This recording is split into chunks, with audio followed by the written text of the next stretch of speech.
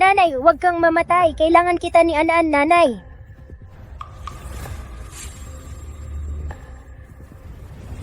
Nanay, kinabahan ako sa'yo. Huwag mo nang uulitin yun, ha?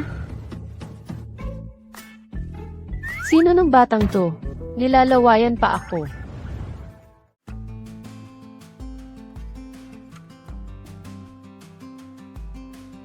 Pogi, sino ka? Yunshu. Ganun ka ba kadaling maniniwala sa kasinungalingan ni Guzi? Para sa kanya, paulit-ulit mo, sinasayang ang buhay mo. Kung ganun ka kasuya, na makasama ako. Di kita pipilitin. Maghiwalay na tayo. Yunshu. Guzi. Di ba to yung nobelang, malungkot na pag-ibig, na takas na asawa ng presidente? Sa orihinal na kwento, si Yunshu, nawala ng magulang ng bata pa, at matagal na inapi, ng pamilya ng tiyuhin niya. Noon ang unang beses niyang magtangkang magpakamatay. Si Guzi ang sumagip sa kanya, at doon siya nahulog ng todo. Hinugasan ang utak niya ng husto. Ayos ka lang ba? Kahit na napangasawa niya si Wen Jingqian, dahil sa arranged marriage at nagkaanak ng si An-an, nasa kontrol pa rin siya ni Guzi. Para sa kanya, malamig at malupit si Wen Jingqian. Kaya tumakas palayo siya rito. Sa dulo ng kwento, nakuha rin ni Yunshu ang hiwalayan. Pero iniwan siya ng pamilya at ni Guzi. Anong klaseng biro to? Mas gugustuhin kong mamatay sa lamig ni Wen Jingqian na iyalong bundok kaysa mamatay sa ginaw sa kalsada. Wen Jingqian, di ako makikipaghiwalay sa'yo. Kahit patayin mo ko, di ako makikipaghiwalay.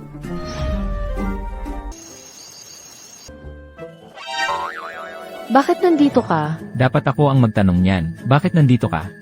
Ako. Natatakot ako sa dilim. Hindi ako makatulog mag-isa. Kung takot ka sa dilim, patayin mo ang ilaw pag matutulog. Ito ang kwarto ko. Umuwi ka na. Talagang hindi ako makatulog mag-isa. Wen Jingqian, ngayong gabi, pwede bang tumabi ako sa iyo?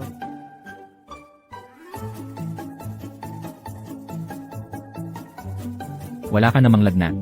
Bukas, ipapaschedule kita ng series scan ng utak. Tingnan natin kung, noong operasyon, nasira ang utak mo.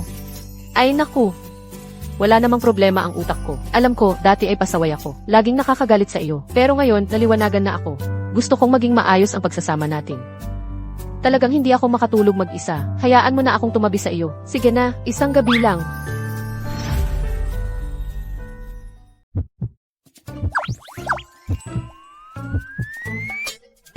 Hoy, hindi naman.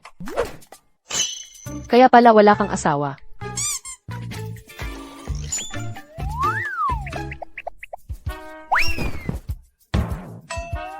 Ano na naman? Ayos lang. Siguro, kakakalabas ko lang sa ospital. Hindi pa ganap na gumagaling ang katawan ko. Hay, kawawa naman ako mag-isa. At walang masandalan kung sa panahong ito ay may taong papayag na mahiga ako sa tabi niya. At magkaroon ng kapanatagan, baka sakali, ang katawan ko ay agad na gumaling. Isang gabi lang. CJ. Dagdagan ang pagsipsip. Halika. Nanay, tatay, natatakot din ako sa dilim. Pwede ba akong matulog kasama ninyo? An-an. Malaki ka na. Matuto kang matulog mag-isa. Alam mo? Siyempre naman, baby. Halika sa kandungan ni nanay.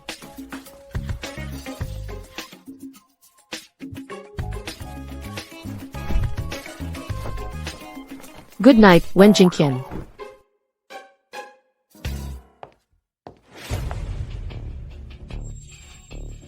Ate Yunshu. Sabi sa akin ni Kuya Guzi, na hospital ka. Grabe, kinabahan ako. Okay ka lang ba? Yun si Lin, pinsan ng orihinal na may-ari ng katawan. Isa sa mga pangunahing salarin na nagtulungan kay Guzi para ipuwa ang orihinal. Noong nasa pamilya yun pa, laging inaapi niya ang orihinal. Inaagaw ang mga gamit nito. Simula nang mapangasawa ng orihinal si Wen Jingqian, bigla siyang nagbago ng ugali. Nagpanggap na magkapatid sila ng orihinal.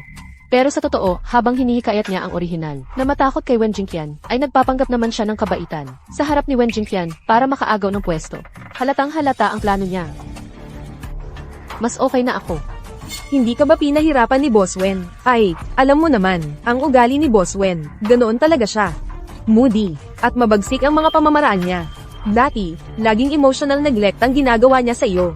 Ay, Natatakot talaga akong maapi ka. Hindi tulad ni Kuya Guzi. Mabait siya, at buong puso niyang inalagaan ka noon. Noon pa, siya ang nagligtas sa iyo. Ikaw naman, bagay na bagay talaga kayo. Tignan natin kung sa pagkakataong ito ay mapapayag pa rin siya gaya ng dati. Nang ilang salita lang ni Yunsilin na muling magkaroon ng pagtingin sa lalaking yun na si Guzi. Silin, naiintindihan ko ang ibig mong sabihin. Sabi ko na nga ba, Kuya Guzi, Pinupuri mo ng ganyan si Guzi, ang bait-bait at romantiko. Kung ganoon ka siya hinahangaan, ikaw na lang ang makipagrelasyon sa kanya. Sa tingin ko, magiging masaya kayo. Mas mabuti na yon kaysa sa isang tulad kong hindi marunong magpahalaga ang umubos sa kanya. Binabati ko kayo. ay, hindi naman. Ate Yonshu, paano ko magugustuhan si Kuya Guzi? Eh bakit ang galing-galing mong purihin sa kanya, mabait at tapat daw? Akala ko nga gusto mo siya. Pero, sa tingin ko magkasundo, kayo ng pananaw sa buhay. Magkatuluyan, ay sakto lang, di ba? Hindi lang magkasundo, magkasabwat pa nga kayo, magkatulad na magkatulad. Ay, hindi. Ate Yonshu. Ikaw, nakarinig ka ba ng kung ano, tapos nagkamali ka ng intindi? Nagkamali? Si Lin. Ako at si Wen Jingqian ay legal na mag-asawa. At may anak na kami. Bagamat noon ay iniligtas ako ni Guzi.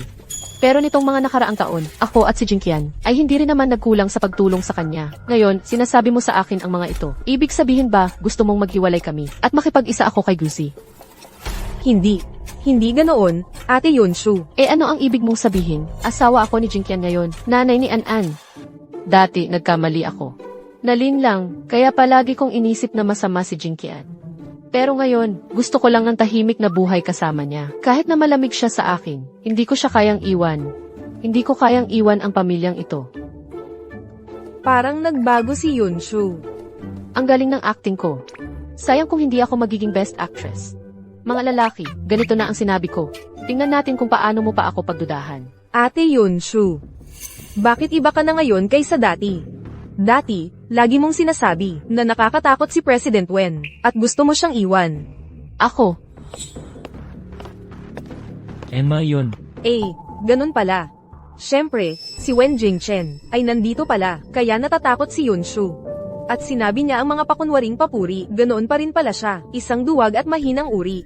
Walang nagbago. May iba ka pa bang sasabihin?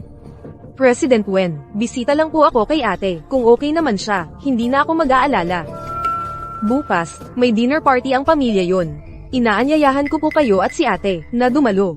Mas masaya kapag magkakasama ang pamilya. Simula pagkabata, inapi siya ng pamilya yon. Ang tinatawag na family dinner ay para lamang siya ipabalikin at pagmalupitan. Hindi na kailangang pumunta. CJ, matagal na rin akong hindi nakakauwi sa yon family. Aasahan namin kayo ng eksakto sa oras.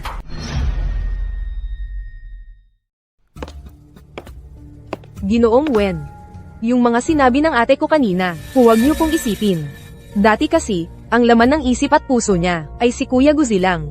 Lagi pa niyang inirereklamo sa akin, na kayo po ay malamig at walang puso. Ngayon bigla siyang nagbago ng isip. Baka naman, dahilan lang yon para makaalis siya. At saka, ayan na nga, napansin niyo ba ngayon, ang dali-dali niyang pumayag, na umuwi sa yon family para sa hapunan. Hindi ba kayo nagtataka? Dati, ayaw na ayaw niyang bumalik sa yun family. Kapag nababanggit lang yun, nanginginig na siya sa takot. Ngayon, bigla siyang naging aktibo. Baka mayroon siyang iba pang balak. Binibining yon. Asawa ko si Yonshu. Ano man ang nasa isip niya, hindi dapat pakialaman ng iba. Kung ano man siya noon, o kung ano man siya ngayon. Mas alam ko yon kaysa sayo. At isa pa, huwag mo nang ulitin sa harap ko ang mga paninirang salita mo. Ang tao at ang mga bagay na akin, wala kang karapatang magkomento. Maghanda ka na lang para sa inyong family dinner. Ang ibang mga bagay, hindi mo na kailangang problemahin. Yonshu, walang kwentang tao ka. Nagawa mong ipagtanggol ka ni Wen Jingchen ng ganyan. Hintayin mo lang. Gagawin kitang walang-wala. Mukhang epektibo naman pala ang pag-arte ko nitong mga nakaraang araw. Sa kwento, takot na takot ang orihinal na ako kay Wen Jingqian, kaya nag-isa siyang bumalik sa yun family. At doon mismo sa family dinner na iyon, siya ay tinukso at nilinlang ng pamilya ng amain ko, gamit ang isang peking testamento.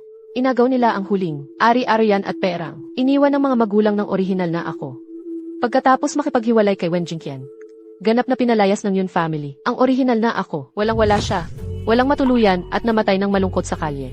Yunshu, kami ang nag-alaga sa iyo ng matagal. Para sa mga magulang mo, ang bahay at pera, dapat talaga sa amin yan. Umalis ka na riyan. Huwag kang makasagabal.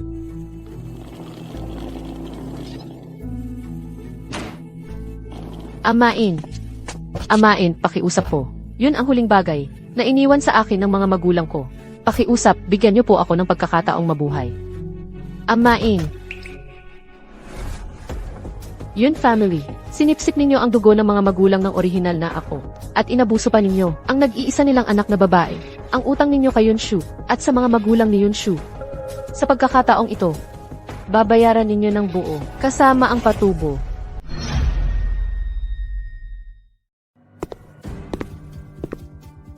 Jingchen, sa wakas, narito ka na rin.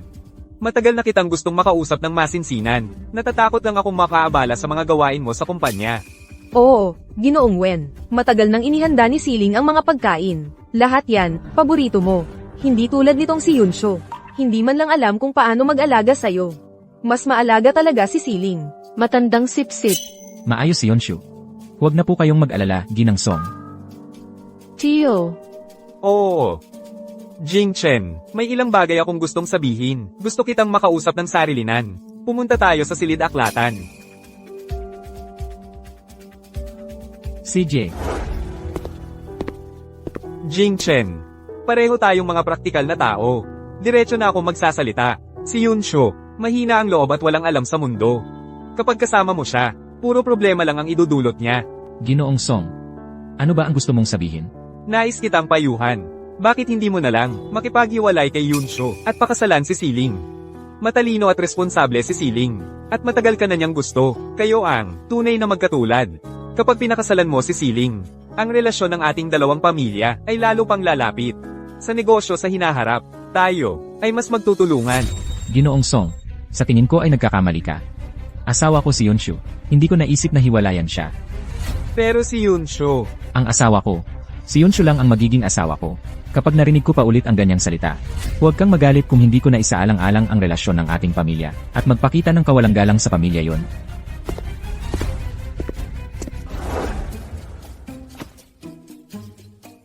Yunsho, sabihin ko na sa'yo ang totoo. Kasama ngayon ni Ginoong Wen ang tatay ko sa Silid Aklatan. Pinag-uusapan ang paghihiwalay mo at ang pakikipag-asawa sa akin. Ang matalinong tao ay nakikibagay sa panahon. Mangangalakal si Ginoong Wen. Alam niya kung ano ang kapakipakinabang. Kaya nga, payo ko, ikaw na ang magsabi kay Ginoong Wen na makipaghiwalay ka. Baka maging marangal pa ang paghihiwalay nyo. Baka si Ginoong Wen ay bigyan ka pa ng pera bilang kabayaran. Sapat yun para sa buong buhay mo, hindi ka na magkukulang. Pero kung si Ginoong Wen ang magsasabi, mas nakakahiya ang mangyayari. Yun Siling, masyado kayatang nagmamalaki sa sarili mo. Ano ang ibig mong sabihin? Ang ibig kong sabihin, kasal kami ni Wen Jingqian. Wala kang karapatang magplano para sa amin. Kahit gusto mong pakasalan si Wen Jingqian, dapat tingnan mo kung karapat-dapat ka ba. At isa pa, ang pagtutulungan ninyo ni Guzi para dayain ako. Huwag mong isiping hindi ko alam. Marumi ka na rin. Wala kang hiya na magpayo sa akin na makipaghiwalay. Ano bang pinagsasasabi mo? Kung totoo o hindi ang sinasabi ko, ikaw ang nakakaalam. Kung gusto mong pumalit, gawin mo ng patas. Huwag kang gumamit ng mga mabababang paraan. Yunshu, huwag kang magpanggap na hindi mo alam ang iyong lugar. Akala mo dahil pinoprotektahan ka ni Wen Jingchen, ang galing-galing mo na. Sasabihin ko sa iyo, ang posisyon bilang Mrs. Wen, sa akin pa rin ito mapupunta. Ano? Hindi mo na kayang magpanggap? Nasaktan ka? Yunshu, ikaw ay isang walang kwentang basura. Anong karapatan mo para makipag-agawan sa akin, sa posisyon bilang Mrs. Wen? Hinampes mo ako. Kung muling magpapakita ka sa harap ko, at muling pag-isipan si Jingqian, ang gagawin ko sa iyo ay hindi lang isang sampal ang aabutin mo. Silin, alam kong gusto mo si Jingqian. Ngunit mag-asawa kami. Mayroon pa kaming si An-an. Maaari bang huwag mo akong pilitin? Hindi ko siya tinulak. Nasaktan ka ba ng mahulog? Jingqian, alam kong kasalanan ko lahat. Tama si Silin. Hindi ako karapat-dapat sa iyo. Ito ang separation agreement na inihanda ni Silin. Pipirmahan ko na ito agad. Hindi. Yunshu, anong pagpapanggap mo? Ikaw ang unang nanampal sa akin. Hindi kita tinulak. Naku, sobrang tindi ng sampal. Sa wakas, natutunan mo ng hindi magpatalo. Yun Silin, kung muling manggugulo ka kay Yunshu. Hindi ako mag-aatubiling ipapahamak ang buong pamilya yon dahil sa mga ginawa mo.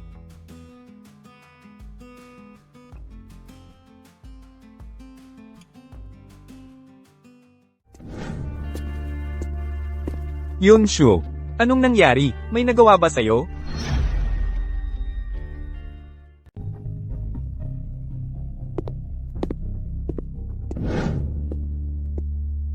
Yunshu, anong nangyari sa'yo? Naapi ka ba? Kuya, kung gusto mong mamatay, wag mo akong isasama. Kasama ko si Jinkian. Paano ako maaapi?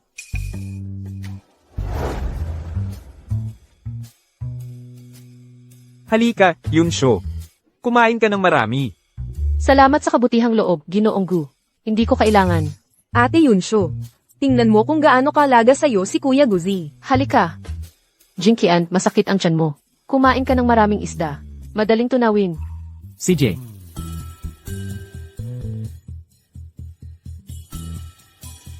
Ate Yunshu, ako ang may kasalanan noon. Iinom ako para sa'yo. Para itong paghingi ko ng tawad. Titingnan ko kung anong scheme ang ginagawa mo. Ay, ako ang may kasalanan. Yun kasi, may malinis akong damit sa kwarto ko. Baka gusto mong magpalit muna.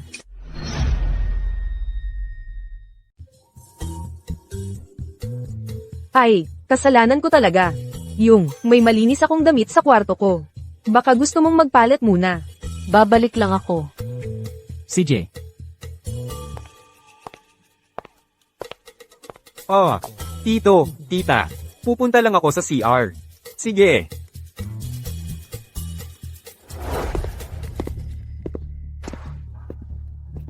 Yunshu, Guzi, bago ka pumasok, hindi ka man lang kumatok. Yunshu. Alam kong ginawa mo yun kanina, kay Wen Jingchen, para lang galitin ako. Pag-usapan natin ng maayos, pwede ba? CJ, pag-usapan natin ng maayos. Tapusin na natin ang lahat ng dapat sabihin. Para hindi na tayo magpatuloy pa. Bakit hindi mo pinirmahan yung separation agreement na inihanda para sa iyo ni Celine? Hindi naman siguro totoong na-inlove ka na kay Wen Jingchen? Ano ba talaga ang ginawa niya sa'yo? Bakit mo ako Gina ganito? Mabait sa akin si Wen Jingqian. Bakit ko siya iiwan? At huwag kang magpakapalagay. Kung makita ka ni Wen Jingqian. Mabait si Wen Jingqian sa akin. Bakit ko siya pakakasalan? At huwag kang manghihipo. Kung makikita ni Wen Jingqian ito, baka magkamali siya ng akala. Sino ang nakakaalam kung itong lalaking ito ay nandyan na naman sa pintuan, nakikinig? Magkamali ng akala? Anong pagkakamali? Nakalimutan mo na ba kung paano kita inalagaan? Mas nagmamahal ako sa iyo kaysa kay Wen Jingchen. Yunshu. Babalik tayo sa dati, pwede ba? Ikaw ang nagpilit nito sa akin.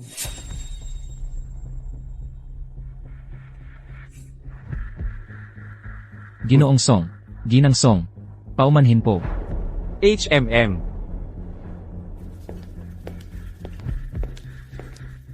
Yunshu, kapag binuksan ni Wen Jingchen ang pinto at nakita niya na magkayakap kayo ni Guzi, tingnan natin kung paano mo itutuloy ang pagpapanggap.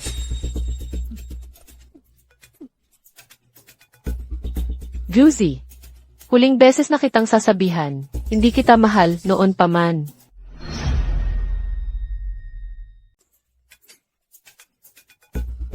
Guzi, huling sasabihin ko na sa'yo, hindi kita mahal hindi noon, lalong hindi ngayon. Asawa ako ni Wen Jingqian.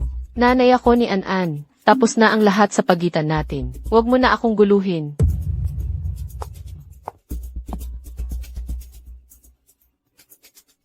Jingqian. Bigla na lang akong sinaktan ni Guzi kanina. Natatakot ako. Nakakagulat talaga si Guzi. Akala ko pa naman. Akala ko hindi ka na darating. Hoy! Ano ba ang pinagpapanggap mo? Doble kara ka. Ikaw ang nanakit sa akin kanina. Ngayon, nagpapakaawa-awa ka. Ang asawa kong ito, duwagman, gumaling na talaga sa pag-arte. Sa hinaharap anumang oras. Kapag kailangan mo ako, nandito lang ako. Sa tingin ko, malinaw na ang sinabi ng asawa ko. Tapos na ang lahat sa inyong dalawa. Kung muling makulit ka, huwag kang magalit kung magiging bastos ako. Sa palagay ko, malinaw na ang sinabi ng aking asawa. Tapos na ang lahat sa pagitan nyo. Kung muling makikialam ka sa hinaharap, huwag kang magalit kung hindi na ako magpapakabait. Gago, nais mo pang makipag-away sa akin. Alis na tayo.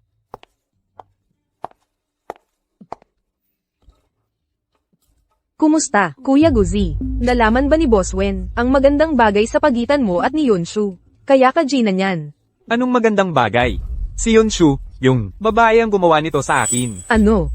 Si Yunshu ang nanakit sa iyo.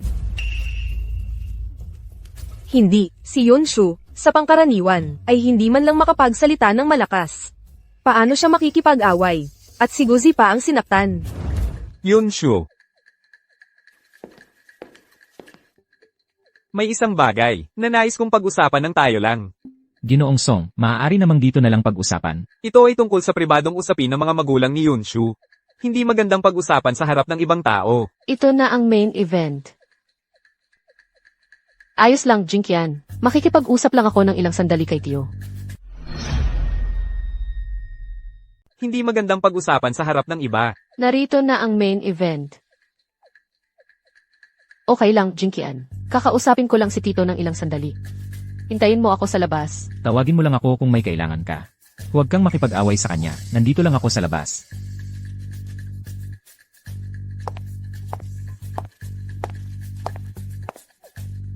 Yunshu Sa mga nakaraang taon, ako at si tita ay palaging itinuring ka naming parang tunay na anak na babae. Ang pagtawag ko sa iyo ngayon ay para makipag-usap sa iyo tungkol sa huling habilin ng iyong mga magulang bago sila namatay. Huling habilin? Tito, ang mga magulang ko, hindi ba't wala silang iniwan na huling habilin? Bakit hindi mo ito nabanggit noon?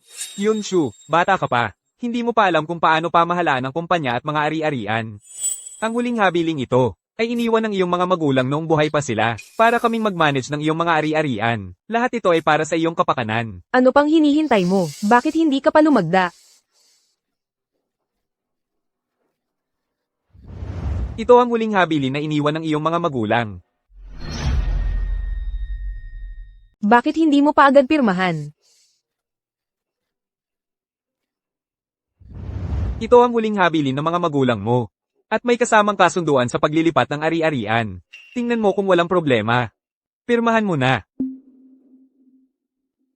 Talagang parehong-pareho sa huling habilin na naalala ng orihinal na katauhan. Isang babae ka lang. Paano mo maiintindihan ang pamamahala ng ari-arian at mga bahay? Nitong mga nakaraang taon, ako ang laging nag-aasikaso para sa iyo. Hindi lang mahirap at nakakapagod. Ako pa ang sumasalo sa panganib. Ngayong malaki ka na. Naisip ko, ayusin na ang mga papeles nito ng kumpleto. Para walang gulo sa hinaharap. Ang tanda-tanda na nito, pareho pa ring dahilan ang ginamit. Hindi man lang, nag-isip ng bagong paliwanag. Ngayon, napangasawa mo na ang isang Wen. Napakayaman ng pamilya nila. Hindi nila kailangan itong maliit na ari-arian. Mas mabuting ilipat mo na lang ito sa akin. Ako na ang maayos na mag-aasikaso para sa'yo. Magiging seguridad mo rin ito balang araw. Baka kasi kapag nasa iyo, maaga pa ng iba.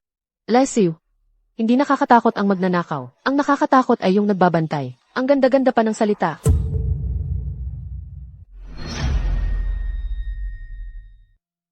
Mas mabuti pang kunin mo na kaysa maaga ng iba. Lesiu, hindi sa takot sa magnanakaw, kundi sa taong laging nagbabantay. Ang ganda-ganda ng sinasabi mo.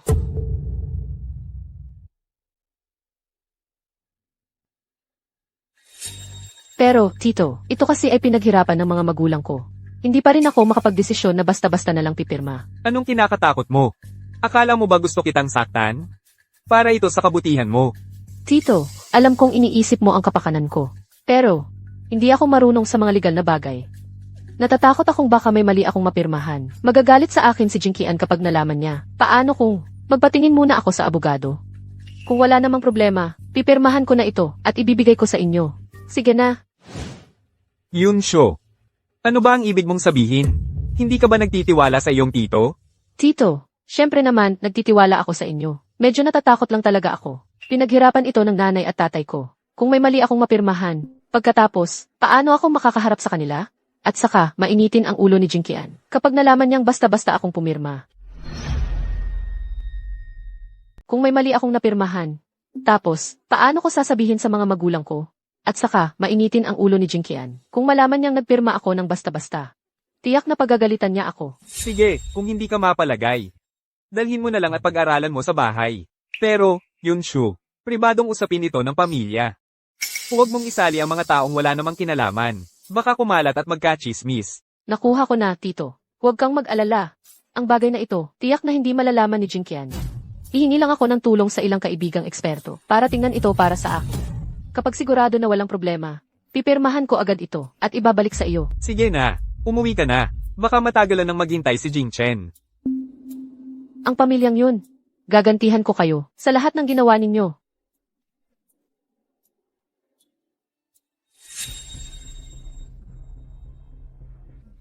Wen Diane Sien, huwag kang masyadong magyabang. Akala mo ba dahil ganyan ang ginagawa ni Yunshu ngayon, ay talagang tinatanggap ka na niya? Sabi nga, ang pananakit ay pagmamahal. Iyon ang patunay, na sa harap ko, hindi siya kailangang magkunwari. Kaya niyang maging tunay na sarili niya. Tulad nga ng sabi nila, ang pagpalo ay pagmamahal, ang pagmura ay pag-aalaga. Ito ang eksaktong patunay, na sa harap ko, hindi siya kailangang magkunwari. Kaya niyang maging tunay na sarili. Kung ikaw naman, natatakot lang siyang magalit ka, kaya siya nagpapanggap na mabait at masunurin, para lang mapasaya ka. Mahal ba ako ni Yunshu? Wala kang karapatang magsalita tungkol dito. Dapat mong malaman ang lugar mo. Asawa ko na siya ngayon. Wala ka nang kinalaman sa kanya. Karawan ko sa makalawa. Hintayin mo lang. Magiging pareho pa rin si Yunshu, tulad ng dati, mag-aalala sa akin. Naku, bakit pa ngayon na masama ang mood niya? Masama ang mood niya. Paano na ako magsasabi? Anong itinatago mo? Ito ay binigay sa akin ng tiyuhin ko. Sabi niya, ito raw ang huling habilin ng mga magulang ko. Pinapirma niya ako ng transfer agreement para ilipat sa kanya ang mga ari-arian. Hindi ko kayan harapin mag-isa. Gusto kong ipatingin sa iyo. Sa harap mo, natatakot lang siyang magalit ka. Hindi ko kayang gawin mag-isa. Gusto ko sanang ipatingin sa iyo. Sa harap mo lang siya, ay natatakot magalit ka. Kaya nagpapanggap lang, na mabait at sunod sa Nyeren.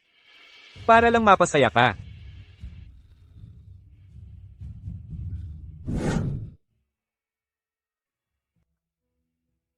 Sige, ilagay mo na lang dito. Papakiusapan ko ang abogado para asikasuhin ito. Wen Jinkian, salamat. Yunshu, kahit na ang pagiging mabuti mo sakin ay peke lang, kahit na ginagamit mo lang ako, okay lang sakin na ayusin ang mga problemang ito. Basta't handa ka pa rin gumamit sakin, umaasa sakin, sapat na yon. Umuwi ka na at magpahinga.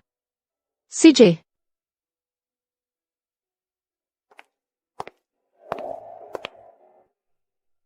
Galit pa ba siya o hindi na?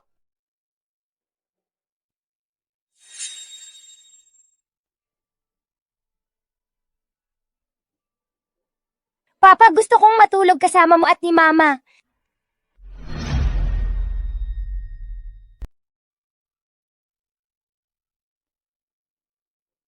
Tatay, gusto kong matulong kasama ninyo at ni Mami.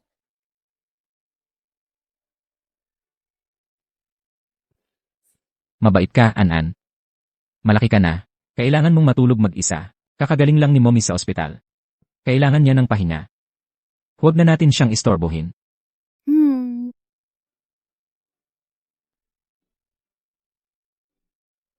Sana rin naman ni tatay, tunay ang kabutihang ipinapakita niya sa atin.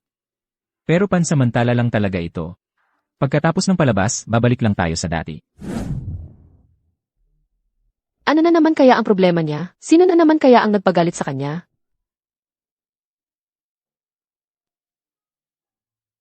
Paano ba pasayahin ang asawang nagagalit? Paano ba solusyonan ang Cold War ng mag-asawa? Paano iparamdam sa asawa ang iyong sinseridad?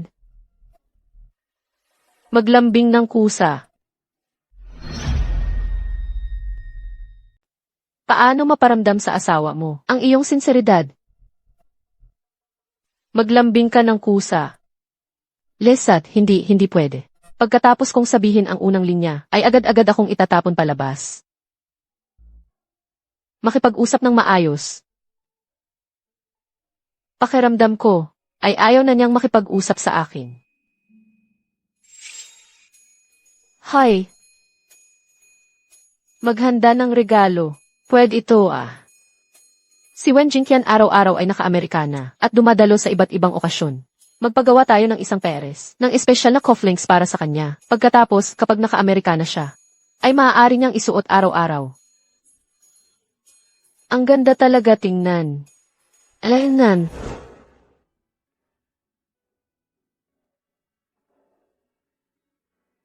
Ang ganda. Mas masining pa kaysa sa inaasahan ko. Napakaganda ng panlasa mo, MS, yun.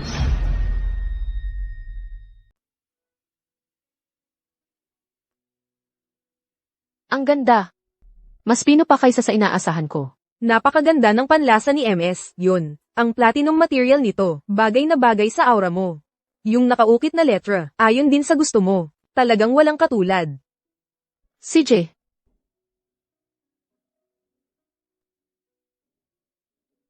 Credit card.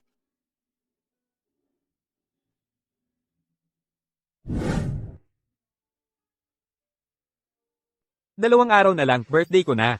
Hintayin mo na lang. Gaya ng dati, mamahalin pa rin ako ni Yunsho. Yunshu, hindi mo talaga siya malilimutan. Para sa regalo niya.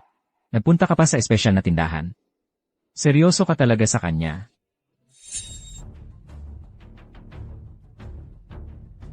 MS, yun. Bakit ka nandito? Hoy, ano ang binili nung babae kanina? Nagpa-customize siya ng cufflink, isang cufflink. Platinum ang materyales, may nakaukit pang letra, para daw sa ibang tao. Cufflink para sa lalaki. Yung babaeng yun kanina, nagpa-customize siya ng isang pares ng cufflinks. Platinum ang materyales, may nakaukit pang mga letra, para raw ibigay sa iba. Cufflinks para sa lalaki. Talaga nga, hindi mo pa rin makalimutan si Guzi. Tuwing kaarawan niya, gusto mo agad siyang bigyan ng regalo. Akala ko ngayon, nagpapanggap ka lang. Hoy, Guzi. Paglabas ni Wen Jingqian, ibibigay ko na ang sorpresa ko. Makikita niya ang regalo ko. Siguradong iiyak siya sa tuwa at yayakapin ako. Yunshu, alam kong darating ka. Guzi, bakit ka nandito? Hala, huwag kang magkunwari. Wala si Wen Jingqian dito. Hoy, nasaan ang regalo ko? Anong regalo? TSK. Alam mo namang kasama ko, ang mga kaibigan ko dito para magdiwang ng kaarawan ko. Dumating ka pa para bigyan ako ng sorpresa. Huwag kang mag-akala. Ni hindi ko nga alam kung kailan ang kaarawan mo. Sinadyang pumunta rito para bigyan ako ng sorpresa. Hoy, Huwag kang mag-akala. Ni hindi ko nga alam kung kailan ang birthday mo. Lalo na nandito ka pala. Kung alam ko lang na nandito ka, hindi na sana ako pumunta. Aray, sinabi sa akin ni Celine. Alam mo naman na birthday ko, kaya nagpagawa ka ng mga cufflink para sa birthday ko, para mag-celebrate ka kasama ko, di ba? Kunin mo na nga. Kung hindi, baka ayaw ko nang tanggapin yan mamaya. Hindi naman talaga para sa iyo ang regalong yan. Wala na tayong kinalaman sa isa't isa. Umalis ka na, huwag mo akong istorbohin. Kung makita tayo ni Wen Jingqian, kahit ilang bibig pa ang meron ako, hindi ako makakapaliwanag. Hindi para sa akin? Yunshu, nagpapakipot ka lang. Dapat may limitasyon din yan. Ayoko nang makipag-usap sa isang taong hambog, tulad mo. Hoy, Ano nang ginagawa mo? Bitawan mo ako. ngayon, hindi ka aalis hanggat hindi mo ito nililinaw. Wala na tayong pag-usapan. Bitawan mo ako.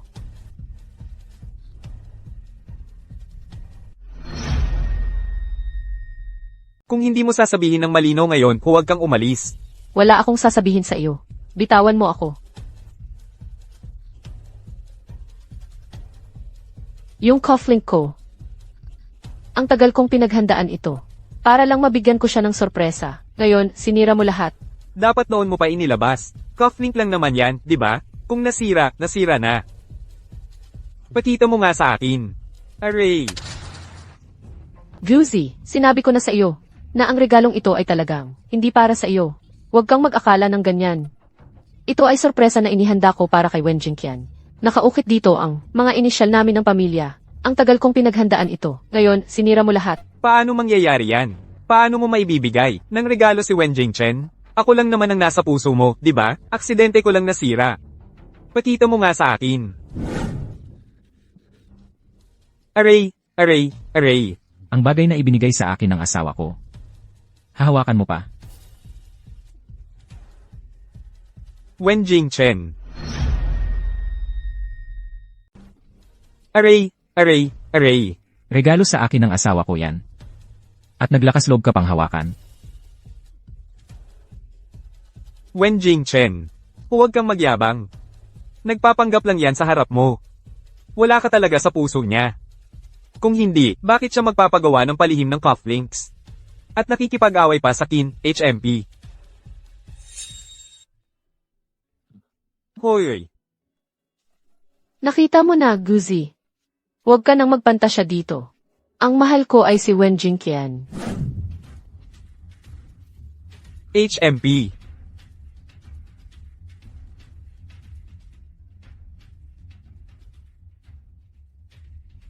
Wen Jingqian, pasensya na. Nagka-misunderstanding ka. Gusto ko sanang bigyan ka ng sorpresa. Kasong nakita ni Yun si Lin. At sinabi kay Guzi. Ngayon, nasira pa ng loko yung regalo. Ang tagal ko yan inihanda. Sinabi ko kay Guzi. Ngayon, nasira pa niya ang regalo. Ang tagal kong pinaghandaan yan. Nasira pa rin. Yunshu. Salamat. Kahit may gasgas. Pero ito'y natatanging pagmamahal mo. Ito ang pinakamagandang regalo na natanggap ko sa buong mundo. So hindi ka nagalit? Hindi kita kailanman nagalit.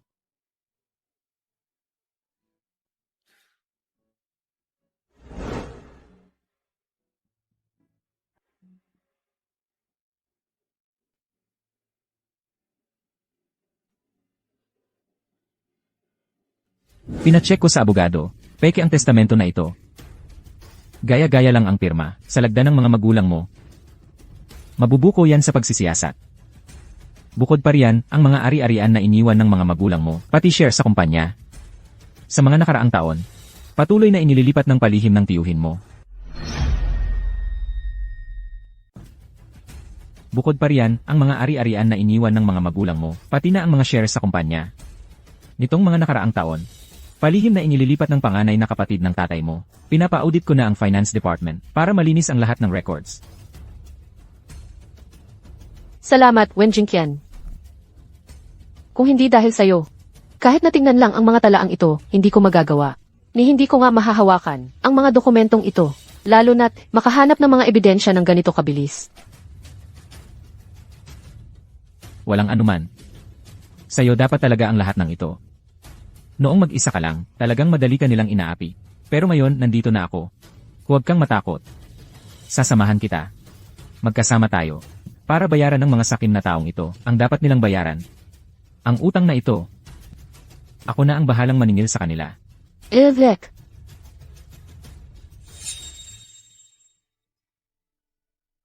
Mommy, Daddy, tingnan nyo. Ito ang ginuhit ko sa school ngayon.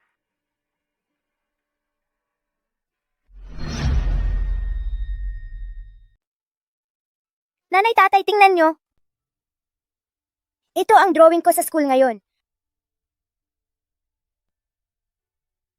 An. Hindi naghiwalay si nanay at tatay. Bakit renewal of vows ang tawag? Dati, di nagsasalita si nanay at tatay. Hindi rin sila sabay natutulog, parang sa TV, yung mga naghihiwalay. Ngayon, sabay kayong naglalaro sa akin, sabay natutulog. Sabi ng mga kaklase ko sa school, nagkabati na sina nanay at tatay. Ibig sabihin, magre-renewal of vows na. Ang talino talaga ng batang to, si An. Tama si Anan. Dati, mag-asawa lang kami sa panlabas. Pero ngayon, dapat na maging totoo na.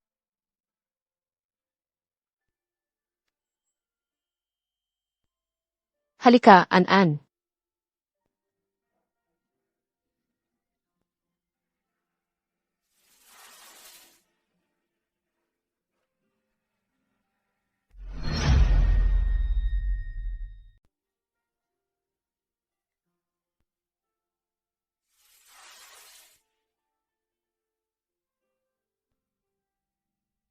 Nanay, sasabihin ko sa iyo, kapag hindi ka natutulog kasama ni tatay, malungkot na malungkot si tatay. Oh, paano siya nalulungkot? Noong mga nakaraang araw, nag-iisa lang si tatay sa kwarto. Hindi kanya natutulugan. Ayaw din niyang matulog ako kasama mo. Minsan si tatay sa gabi, umiiyak ng palihim. An-an. Ah, kaya pala ang aming boss Wen, na determinado at seryoso, ay umiiyak ng nag-iisa pala. Huwag kang maniwala sa sinasabi ng bata. Hindi naman ako naniniwala. Nagulat lang ako. Sa harap ng ibang tao, sobrang dominante ng boss Wen. Pero pagdating sa pag-ibig, ang walang mali siya naman pala. Napakabuting asawa, karapat dapat papurihan.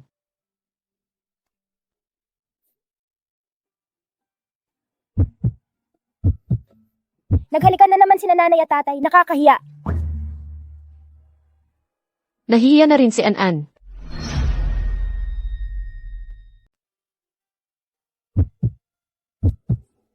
Nagkikiss ulit sina mommy at daddy, nakakahiya naman.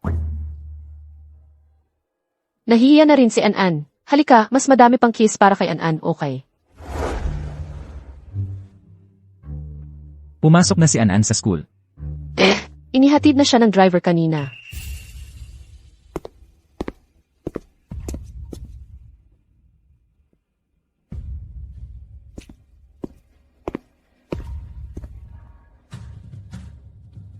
Ano ito? Ang kumpletong tala ng mga aset na inagaw ng pamilya yun noon at ang tunay na huling habilin na iniwan ng mga magulang mo. At ang mga magulang mo, ang tunay na huling habilin na iniwan nila noon. Handa na niya. Lahat ng ito para sa akin.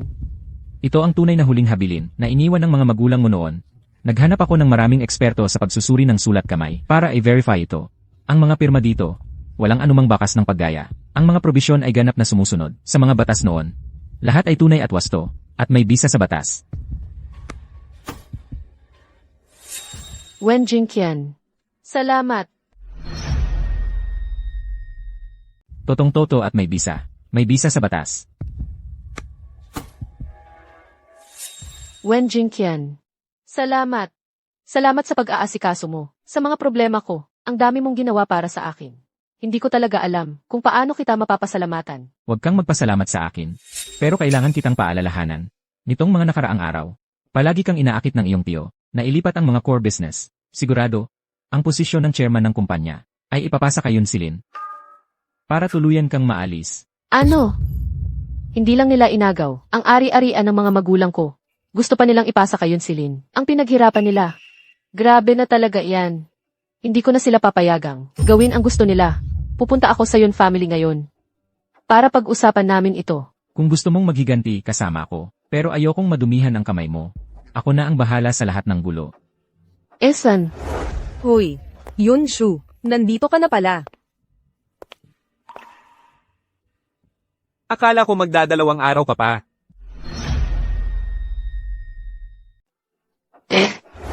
Hoy, Yunshu, nandito ka na. Akala ko magdadalawang isip ka pa ng ilang araw. Ngayong nandito ka na, huwag ka nang mag-atubili. Maupo ka na. Pirmahan mo itong kasunduan ng paglilipat. Pagkatapos nito, ang mga usapin sa kumpanya at ari-arian, hindi mo na kailangang problemayin. Ako na ang bahala sa lahat para sa'yo. Oo nga, Yunshu, napakasal ka na sa pamilya Wen. Napakayaman ng pamilya Wen. Hindi nila kailangan ang mga asset na ito. Mas mabuti pang ang mga ari-arian at shares mo, ay ipaubaya mo na lang sa kanya. Mas mabuti yon kaysa mapunta sa ibang tao.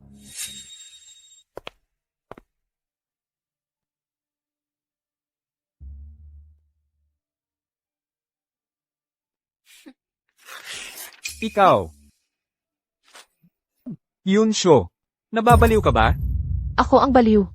Sa mga nakaraang taon kayo, ang umagaw sa ari-arian ng mga magulang ko. Walang turingang gumastos. Itinuring akong pabigat at inabuso ako sa loob ng napakaraming taon. Gumawa pa kayo ng peking testamento para pilitin akong pumirma.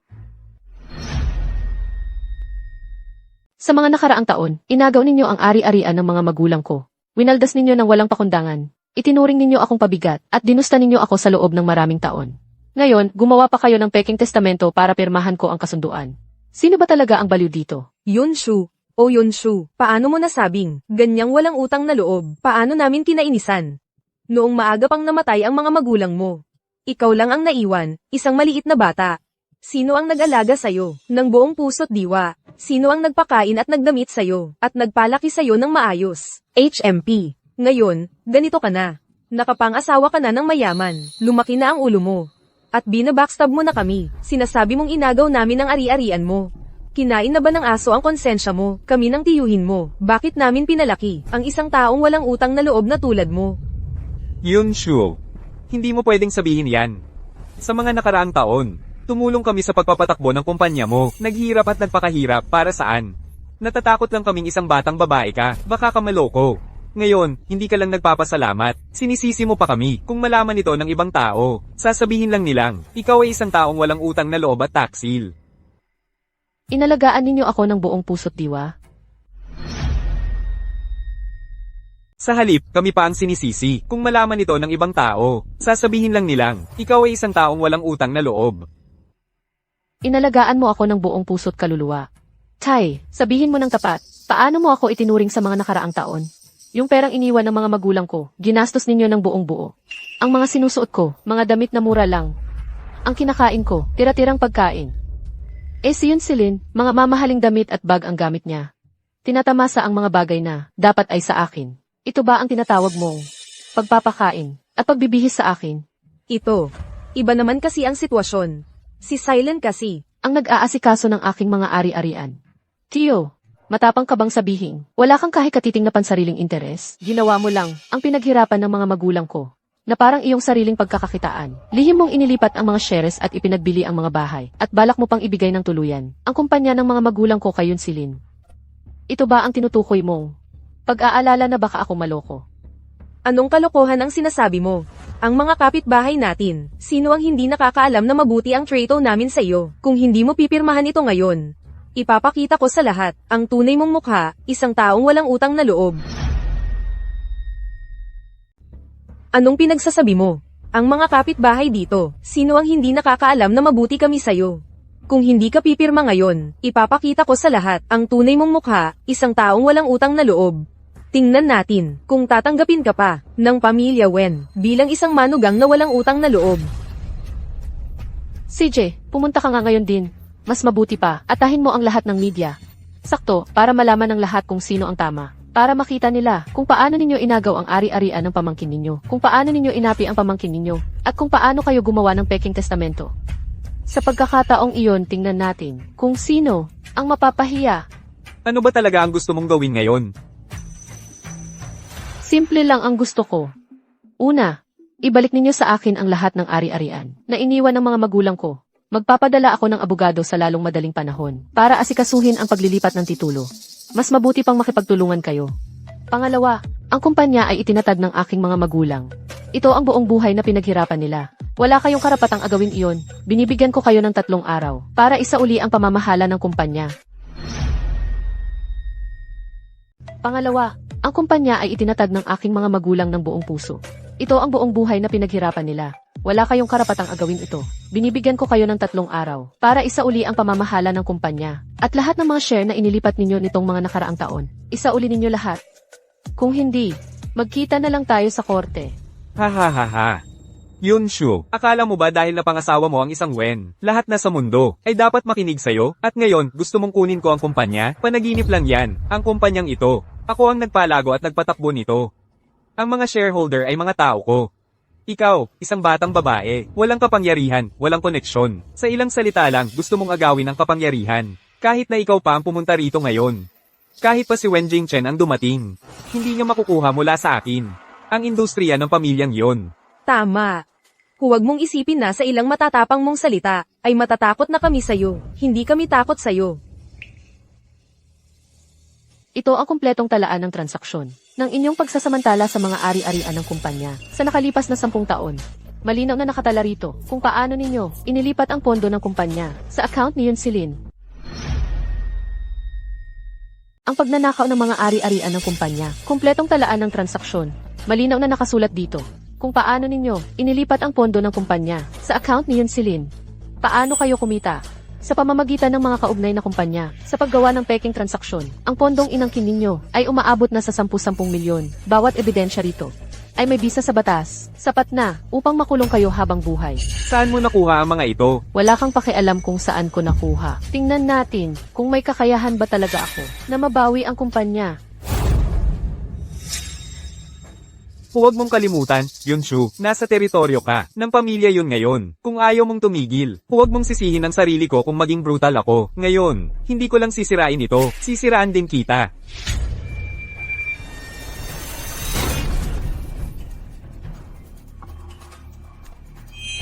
Song Mingshan, ikaw ay sangkot sa paglustay ng pondo, pang-aabuso sa tungkulin, malinaw ang ebidensya, at ngayon, balak mo pang saktan si Yunshu.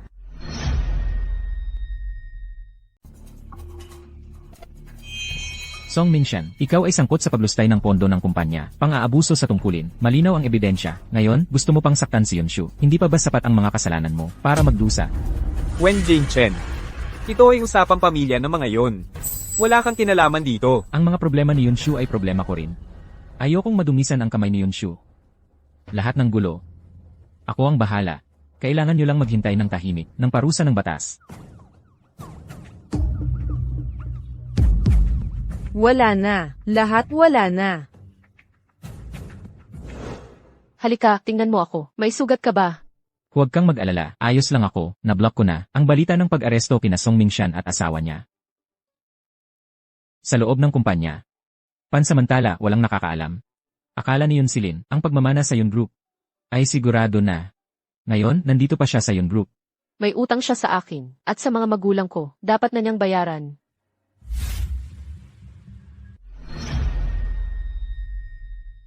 Nandito ka pa rin sa Yun Corporation. May utang siya sa akin. Utang niya sa mga magulang ko. Oras na para bayaran niya. Yunshu, ano naman kung napangasawa mo si Wen Jingchen? Sa akin pa rin mapupunta ang Yun Corporation. Kapag ako na ang naging chairman ng Yun Corporation, marami akong paraan para mapansin ako ni Wen Jingchen. Sa oras na iyon, malalaman niya kung sino talaga ang bagay sa kanya. Hoy! Hindi ba't ito si ating walang kwentang young mistress? Bakit ka may oras na pumunta dito sa opisina ng magiging chairman ng grupo? Wala ka na bang ibang mapuntahan? Nandito ka para humingi ng trabaho sa akin. Sige, gawin natin ito. Kung luluwag ka ngayon at magmamakaawa sa akin, baka maaari kitang bigyan ng trabaho bilang janitor sa grupo pagkatapos kang iwanan ni Wen Jingchen para lang may makain ka. Magiging chairman ng grupo. Yun Silin. Masyado kang nagmamalaki sa sarili mo. Ang kumpanya, hindi lang kayong mag-ama ang may kontrol. Hindi kami ang may kontrol. Ikaw ba ang may kontrol? Wala kang alam sa sarili mong kakayahan. Ang tatay ko, matagal nang nagtatrabaho sa grupo. Lahat ng shareholders, kakampi niya. Hindi sa amin nakasalalay ang desisyon. Sa iyo ba nakasalalay? Ang yabang mo naman. Ang tatay ko, sa grupo ay matagal nang nagtatrabaho. Ang mga shareholder, kakampi niya lahat. Ngayon, ibibigay niya ang posisyon sa akin. Sino ang may lakas ng loob na tumutol? Huwag mong isipin na, dahil napangasawa mo si Wen Jingchen, ay pwede ka nang gumawa ng kung ano-ano sa harap ko. At saka, yung mga bagay ng magulang mo, sa amin na yan matagal na. Noong nagdadamit ka pa ng mumurahin. Ginagamit ko ang pera nila, para bumili ng mamahalin at mga brand na bag. Ngayon, pati ang kumpanya nila, ay mapapasa akin na. Yunshu, hindi ba't ikaw ay isang kawawa kang tao? Kahit suportahan kayo ng mga shareholder, ano naman, ang kumpanyang ito ay iniwan ng magulang ko. Ang ginagawa ninyo, hindi ba kayo natatakot mapag-usapan? Mapag-usapan. Kumikita ng pera, sino ang mag-aalala sa mga usapan? At saka, perpekto ang ginawa namin. Inilipat ng tatay ko ang pera ng kumpanya, sa pangalan ko. Yung mga pekeng kontrata, mas mukhang totoo pa kaysa tunay. Sino ang makakahalata? At saka pa nga, walang kapintasan ang ginawa namin. Inilipat ng tatay ko ang pera ng kumpanya, sa pangalan ko. Yung mga pekeng kontrata sa negosyo, mas mukha pang totoo kaysa sa tunay. Sino ang makakahalata? Ninakaw ninyo ang pondo ng kumpanya, isinangkot ang ari-arian ng iba, para kang naghahanap ng sarili mong kapahamakan. Kapahamakan. Ikaw ngayon ang nasa bingit ng kapahamakan. Sabi ng tatay ko, pag tuluyan ng nakuha ang kumpanya, ibebenta niya ang mga murang stocks. At ipapalit sa isang malaking halaga ng pera, para ako at si mama, ay makapagpahinga na sa aming pagtanda. Kung ikaw naman, akala mo ba talagang si Wen Jingchen, ay mamahalin ka habang buhay? Pagdating ng panahong iyon, sino ang mag-aalala sa iyo? Hindi kayo magtatagal sa pagiging ligtas sa batas. Ngayon, ang buong Yun Plan ay mga tauhan na namin. Ang mga ebidensya ay nasira na ng tatay ko. Ano ang magagawa mo sa akin?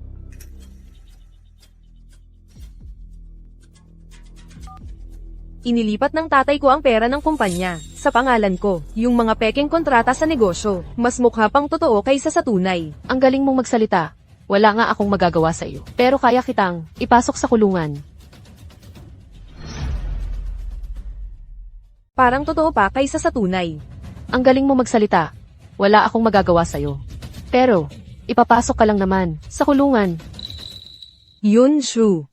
Nag-record ka. Bawat salitang sinabi mo ay malinaw na naitala. Magiging ebidensya ito at isusumite sa korte.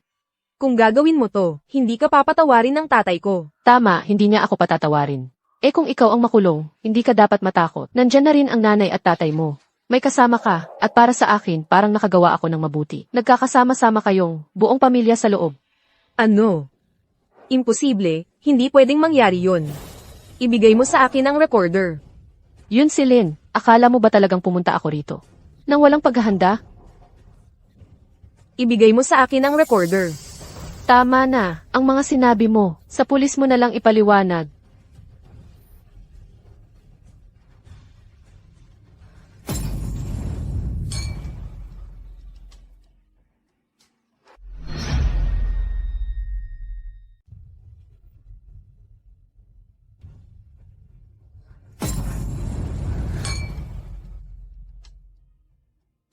Si Song Mingshan, ang chairman ng Yunshi Group, ay nanguna sa pagnanakaw ng mga asset ng kumpanya at paglustay ng pondo ng publiko.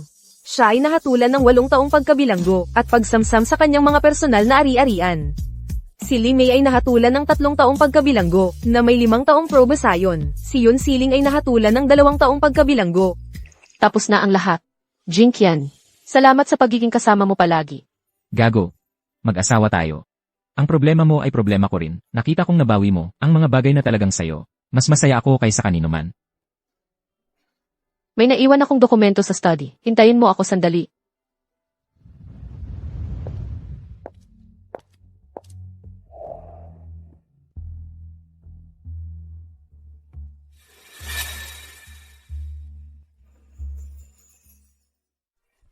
Tala-arawan, hindi ko inakalang si Wen Jingqian, na isang taong seryoso at hindi palakibo, ay nagsusulat din pala ng tala-arawan.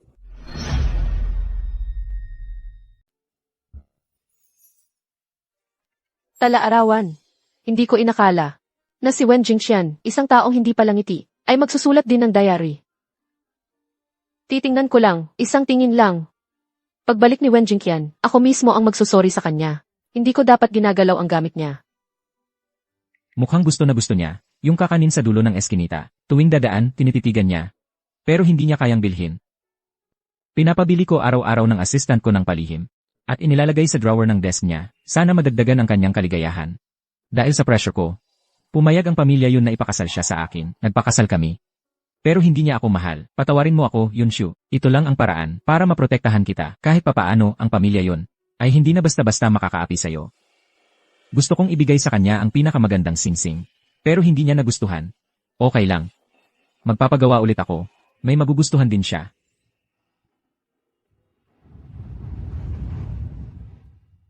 Itong pairs ng singsing, noon ang orihinal na katawan, ay nauto ni Naguzi at Yunsilin. Akala niya ay dahil sa negosyo ng pamilya yun lang ang dahilan kung bakit siya pinakasalan. Ang magkapares na singsing na ito, ay dati ang orihinal na katauhan, ay nauto ni Naguzi at Yunsilin. Kaya nagkamali siyang akala si Wen Jingqian, ay dahil sa negosyo ng pamilya yun kaya siya pinakasalan. Harapan ni Wen Jingqian, itinapon ito ng orihinal na katauhan. Nahanap at nakuha pa rin pala niya.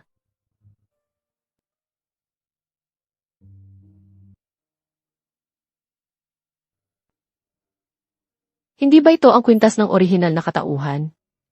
Bakit nasa poder ni Wen Jingqian? Naloko na naman siya ni Guzi ngayon para manghiram ng pera. Pag-uwi, umiiyak siya sa kwarto. Gusto ko siyang tulungan, pero takot siya sa akin. Kung malaman niya na ako, ang nagligtas sa kanya noon, magmamahal kaya siya sa akin, tulad ng pagmamahal niya kay Guzi. Ang nagligtas sa orihinal na katauhan ay hindi si Guzi. Si Wen Jingqian pala. Ang tagal kong naghanap. Saan ko kaya nailagay ang dokumento? Bakit hindi mo sinabi sa akin noon pa? Natatakot akong malaman mo ang totoo. Baka lalo mo akong layuan. Noon, si Guzi lang ang nasa isip mo.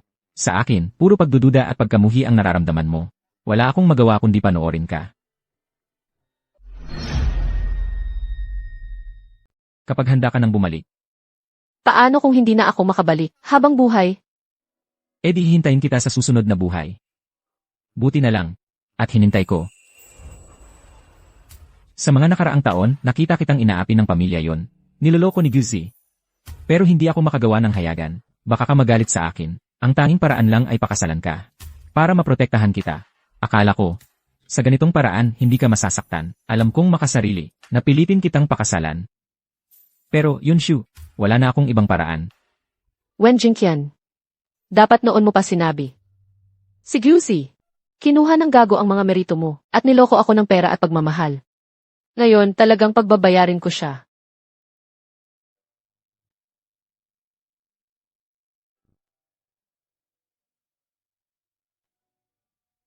Gumawa siya ng peking mga proyekto para lokohin ako ng pera. Peke ang kontrata. Ginamit ang pera sa insider trading. Commercial na suhol. Hindi lang yan. Marami rin siyang utang sa mga loan shark. Ginamit ang pera mo para magsugal. Nang matalo sa sugal. Para matakpan ng lugi, umutang siya ng malaki sa loan shark. Ngayon, yung mga pinagkakautangan niya, hinahanap na siya. Narito ang lahat ng contact information at mga kontrata ng utang ng mga pinagkakautangan niya. Wen Jingqian. Hindi ba't matagal mo nang inihanda ito? Pati kontrata ng utang niya nakuha mo. Ang husay mo mag-imbestiga. Mula ng unang beses kanyang lokohin ng pera. Tinutukan ko na siya, syempre. Lahat ito ay nakuha sa legal na paraan, hininisa, pampublikong impormasyon at ebidensya. Kiyake. Ang sama mo talaga. Pero, gusto ko yan. Huwag kang mag-alala, panoorin mo na lang kung paano ko pagbabayarin. Si Guzi. Bitawan mo ako.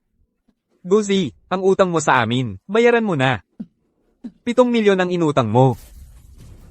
3 buwan ng overdo. Tapos dito ka pa, nagwawaldas at naglalasing? Paano ninyo nalaman na nandito ako? Ang tagal nating hindi nagkita, Guzi. Yunshu, ikaw ang nagdala sa kanila? Siyempre paano? Akala mo ba? Matatakasan mo ang perang ninakaw mo sa akin. At ang mga karumal-dumal mong ginawa, makakalaya ka lang ng ganun? Inangkin mo ang utang na loob ni Wen Jingqian sa loob ng ilang taon. Ninakawan mo ako ng napakaraming pera. Ginamit mo ang pera ko sa pagsusugal, insider trading, at komersyal na pagsuhol. Isa kang tunay na basura. Hinahamon mo ako? Para sa panloloko mo, para sa brainwash mo. Tingnan natin kung matatakot ka pa na umangkin ang kredito ng iba. Yunshu, ay patawad mo na ako. Isasauli ko lahat ng pera. Pakawalan mo ako. Ipatawad? Noong niloloko mo ako, naisip mo ba na darating ang araw na ito? Ang utang mo sa akin, kay Wen Jingqian, hindi masosolusyonan. Sa simpleng sorry lang. Dalhin niyo siya. Ayon sa patakaran. Baka makapanggulo pa siya. Sige, Ginoong Wen. Siguradong babayaran niya ng maayos ang kanyang mga utang. Tara na.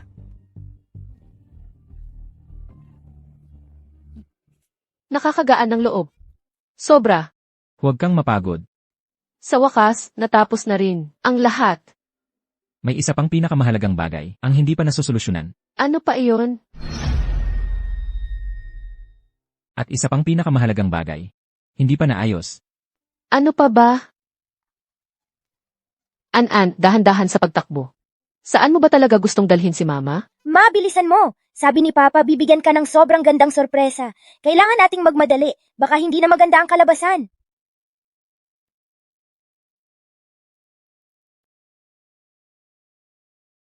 Ito ba yung sinasabi mong mahalagang bagay? Para sa akin, ang pakakasalan ka, ang pinakamahalagang bagay.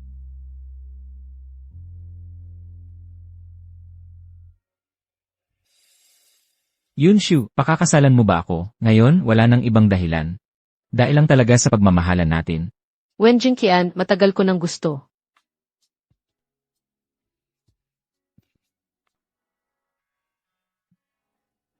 Ang saya-saya, magpapakasal na sina Mama at Papa.